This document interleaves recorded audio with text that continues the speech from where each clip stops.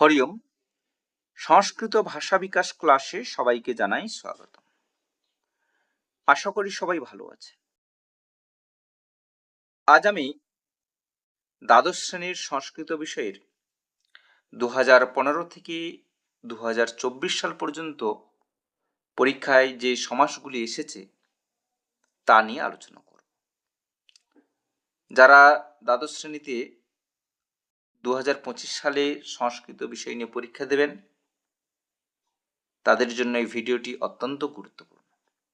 আর অবশ্যই যারা আমার এই চ্যানেলে নতুন তারা অবশ্যই সাবস্ক্রাইব করবেন, যাতে নতুন নতুন ভিডিওর নোটিফিকেশন পেতে পারেন।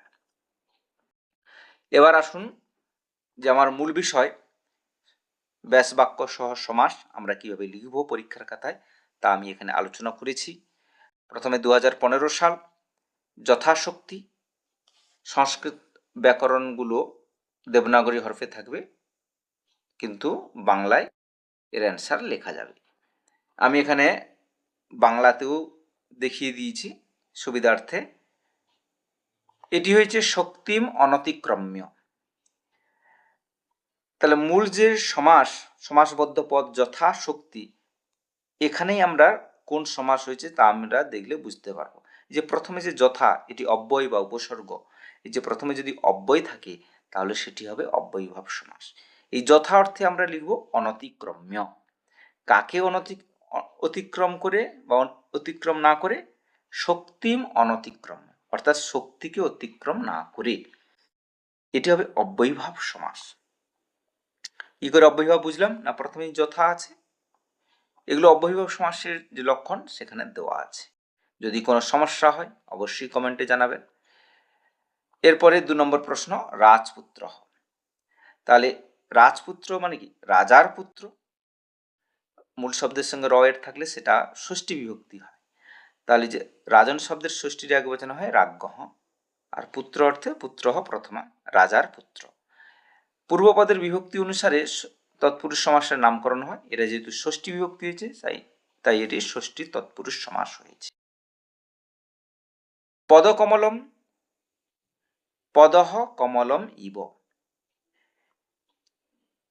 আমাদের মনে রাখতে হবে যে শেষে যদি ইব থাকে সেটি উপমিত কর্মধারী সমাস। আচ্ছা, উপমিত কর্মধারী সমাসের আরো একটা লক্ষণ কি না? এই যে দুটো পদ, যে পদ এবং কমল দুটোই বিশেষ্য পদ। পদ মানে চরণ আর কমল মানে হলো পদ্ম। তাহলে দুটো যখন বিশেষ্য পদ থাকবে সেটাও উপমিত কর্মধারয়, এবং শেষে ইব থাকবে, এটাও একটা লক্ষণ। আবার দুটো বিশেষ্য পদ থাকলে আবার রূপক কর্মধারয় হয়। রূপক কর্মধারয়ে মাঝখানে এব হয়, রূপক অর্থে এব। আমরা বাংলায় রূপক অর্থে রূপ কথাটা লিখি, কিন্তু সংস্কৃতে এব কথাটা যোগ করতে হবে। যেমন শোক সাগর, শোক এব সাগর।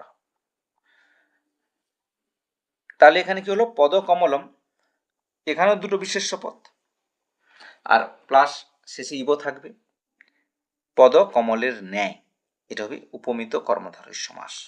আর মাঝখানে ইব থাকলে, যেমন ঘন ইব শ্যাম, শ্যাম,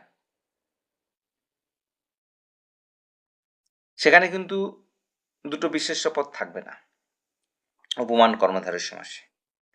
আচ্ছা, এরপরে আসি 2016 সাল, গ্রামান্তরম, অন্যহ গ্রাম। এই যে অন্তর, এই সমস্ত শব্দগুলো যদি থাকে শেষে, দেশান্তরম, হ্যাঁ, তাহলে সেটা নিত্য সমাসের লক্ষণ হয়।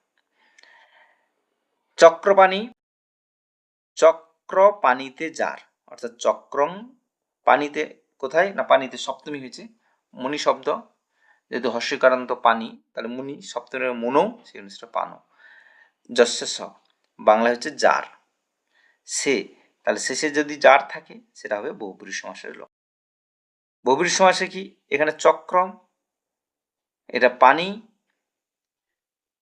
এটা একটা বিশেষ্য পদ, এটা একটা অঙ্গবাচক পদ, কিন্তু বহুব্রীহি সমাসে অন্য পদের অর্থ প্রাধান্য পায়। এখানে যে চক্রপাণি, অর্থাৎ চক্র হাতে যার, শ্রীকৃষ্ণ চক্রপাণি, কিন্তু এখানে তো সেটা বোঝাচ্ছে না। চক্র একটা যন্ত্র বিশেষ, এটা হাত, কিন্তু এখানে কি? চক্রপাণি একজন ব্যক্তিকে বোঝাচ্ছে। এটা হলো বহুব্রীহি সমাস। রামানুজ, তাহলে কি রামের অনুজ, রামস্য অনুজ, ষষ্ঠী তৎপুরুষ সমাস। এরপরে 2017 সাল সিংহ ভয়ম, ভয় ভীতিবাচক শব্দ থাকলে পঞ্চমী বিভক্তি হয়, তাহলে সিংহাত ভয়ম, সিংহ হইতে ভয়, পঞ্চমী তৎপুরুষ সমাস। ত্রিভুবনম, তাহলে তিনটি ভুবনের সমাহার, শেষে সমাহার থাকলে সমাহার দ্বিগু, আর দ্বিগু সমাসের লক্ষণ হচ্ছে প্রথমে সংখ্যাবাচক শব্দ থাকে। ত্রয়ানাং ভুবনানাম সমাহার, তিনটি ভুবনের সমাহার ট্রান্সলেশন করলেই হয়ে যাবে সমাহার দ্বিগু সমাস। উপকৃষ্ণম, এর প্রথমে অব্যয় রয়েছে, তাহলে এটা প্রথমে এটা তাহলে কি অব্যয়ভাব সমাস। আর উপ অর্থে এখানে সমীপম, কৃষ্ণস্য সমীপম, অর্থাৎ উপ অর্থে সমীপম, কৃষ্ণস্য সমীপম উপকৃষ্ণম, এটা হলো অব্যয়ভাব সমাস। এরপরে 2018 সাল অহর্নিশম, 10 নম্বর প্রশ্ন, দিন এবং রাত্রি দ্বন্দ্ব সমাসে উভয় পদ, যে পদগুলো থাকে সমস্ত পদের অর্থ প্রাধান্য থাকে। অহশ্চ নিশাচ, অহ বিসর্গযুক্ত চ, অহ মানে হলো দিন, নিশা মানে হলো রাত্রি। রামানুজ, এটি আগে এসছে, এটি তাহলে কমন। এরপরে দৈত্যারি, অর্থাৎ দৈত্যদের মধ্যে অরি বা দৈত্যের অরি, অরি শব্দের অর্থ হলো শত্রু, দৈত্যস্য অরি, ষষ্ঠী তৎপুরুষ। আবার এটাকে আমরা দৈত্যটাকে বহুবচনও করতে পারি, দৈত্যানাম অরি, ষষ্ঠী তৎপুরুষ। 2019 সাল চক্রপাণি, 13 নম্বর প্রশ্ন, এটি কমন। ভীষ্ম জননী, অর্থাৎ ভীষ্মের জননী, রয়ের থাকলে ষষ্ঠী। অকারান্ত শব্দ নর, আমার ফর্মুলা শেখানো ছিল পুনঃ টম কেন ট্রেনটাই হঠাৎ রহস্য করে, তাহলে রহস্য ভীষ্মস্য, ষষ্ঠী, ষষ্ঠী তৎপুরুষ। গ্রামান্তরম, এটিও কমন এসছে 2022 সাল। মাতা পিতরু, অর্থাৎ মাতা এবং পিতা, দ্বন্দ্ব সমাসের ক্ষেত্রে এই চ যোগ হয় এবং বা ও অর্থে মাতা চ পিতা চ, দ্বন্দ্ব সমাস। রাজপুরুষ, অর্থাৎ রাজার পুরুষ, রাজ্ঞ পুরুষ, এটি আগে আমরা দেখেছি রাজপুত্র, রাজ্ঞ পুত্র, এটি রাজপুরুষ হিসেবে এসছে, তাহলে একই ব্যাপার, রাজ্ঞ পুরুষ, ষষ্ঠী তৎপুরুষ সমাস।